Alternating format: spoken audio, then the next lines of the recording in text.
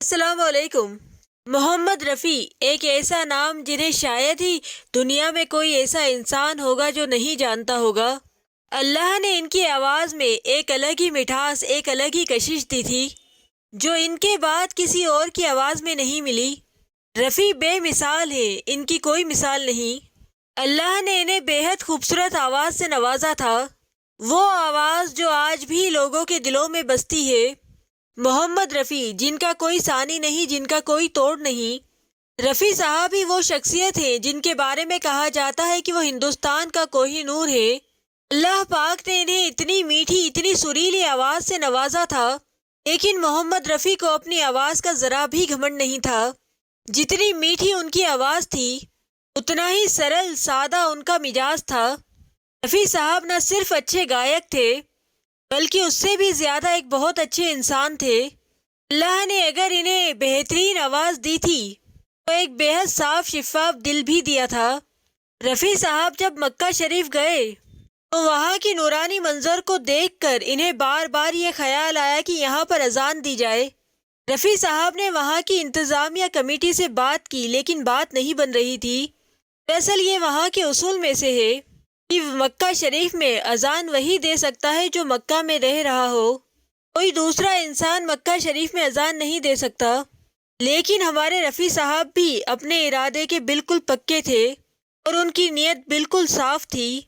وہ اس عظیم رب کے در پر اذان دینا چاہتے تھے۔ اس عظیم رب نے انہیں اتنی بے انتہا خوبصورت آواز سے نوازا۔ بہرحال رفیع صاحب کی کوششیں رنگ لائیں اور انہیں ایک وقت کی مکہ شریف میں اذان دینے کا موقع ملا۔ اس موقع ملنے کی دیر تھی اور رفیع صاحب نے اپنی آواز کی پوری مٹھاس، اپنی پوری روحانیت، اپنی محبت اور عقیدت اور اپنی آواز کی تمام تر خوبصورتی اس اذان دینے میں لگا دی۔ رفیع صاحب کی آواز میں اس قدر روحانیت تھی کہ جو لوگ بھی اس وقت مکہ شریف میں موجود تھے اور اس اذان کو سن رہے تھے، ان لوگوں کی آنکھوں میں سے آنسوؤں کا ایک سیلاب تھا جو رکنے کا نام ہی نہیں لے رہا تھا۔ اس اذان کی رقت اور روحانیت وہاں موجود لوگوں پر طاری ہو چکی تھی۔ لوگ اذان سن کر وہاں پر سسکیاں لے لے کر رو رہے تھے۔ جب ایک انسان رقت اور قرب کے مقام پر ہوتا ہے تو انسان کی آنکھوں میں سے اپنے آپ ہی آنسو نکلنا شروع ہو جاتے ہیں۔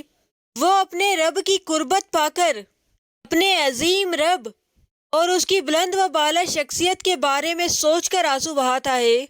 اور مکہ کے لوگوں کو تو ویسے ہی موقع مل گیا تھا۔ رفیع صاحب کی روحانیت بھری آواز تھی، وہ آواز جو رفیع صاحب کو خدا کا تحفہ تھی، وہ آواز جو رفیع صاحب کو خدا نے تحفے میں دی تھی۔ پھر اس آواز کو سن کر لوگ آنسو کیوں نہ بہاتے۔ اس اذان کی ریکارڈنگ بھی کی گئی، لیکن کچھ لوگ کہتے ہیں کہ اس اذان کی ریکارڈنگ گم ہو گئی۔ وہ ریکارڈنگ جو مکہ شریف میں اذان کی تھی وہ کسی کو بھی نہیں مل سکی۔ جو اوریجنل ہے رفیع صاحب کی آواز میں، وہ ریکارڈنگ کسی کو بھی نہیں ملی آج تک۔ رفیع صاحب جیسے انسان صدیوں میں ایک بار ہی آتے ہیں، وہ اپنی آواز کے ذریعے ہمارے بیچ آج بھی موجود ہیں اور ہمیشہ موجود رہیں گے، لیکن ان کی جو اصل ریکارڈنگ تھی وہ آج تک کسی کو نہ مل سکی۔ پتہ نہیں وہ کس کے پاس ہوگی اور وہ ریکارڈنگ کہاں ہوگی۔